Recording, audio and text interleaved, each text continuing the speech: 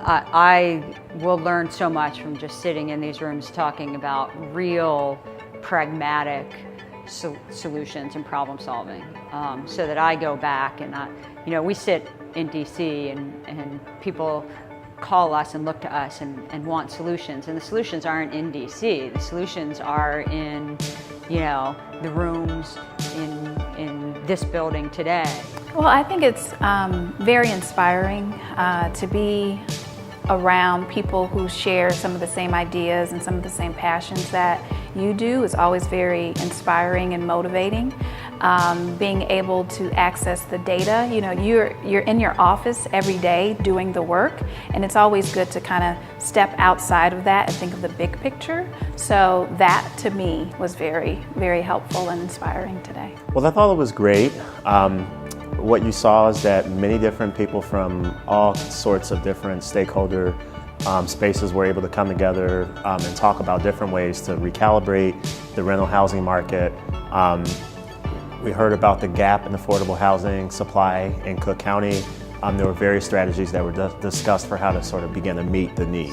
What I was hoping to learn about today was how our economy has changed, and sort of what are some new strategies that we can take to make sure that rental housing continues to be available to people across our region. I've talked to a lot of people. They were able to put my name with a face now, or I can put a face with a name, because they'll call me, and I've talked to people for years and never met them before. Yeah, it's interesting. It's interesting getting perspective from different people too. We're developers, and so we acquire property, and we get caught in this day-to-day issues of getting loans and getting equity and making sure the property's fully leased and leased with the right tenants and properly maintained. And so it's nice to get a little broader perspective on things. So I thought that was useful. So I just wanted to know, learn about the broader context in Cook County, know what other communities are dealing with and how they're addressing the issues of preserving affordable rental housing in the region.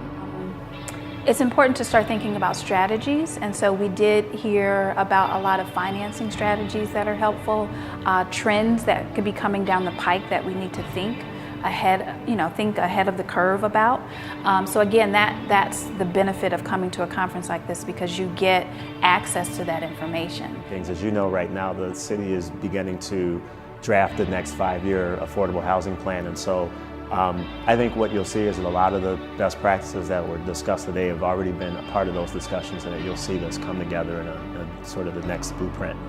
A lot of the municipalities in our region are small and don't have a lot of staff capacity. They may not have a person that's specifically focused on housing. So, I think a role that the Preservation Compact has helped play is helping to educate communities about what some best practices can be in terms of making sure that properties are well maintained, and also bringing training programs out to landlords that are working in suburban communities as well. One of the things that I thought was important that was said during this conference is that it really does take neighborhood level, block by block, community level interventions, policy solutions, collaboration to be able to bring back neighborhoods, to sort of restart the local housing markets. And I think what you'll see is that if we're talking about regional housing recovery, it's going to take really a sort of hyper-local focus on neighborhoods, on strong local institutions that can help to sort of bring about the recovery.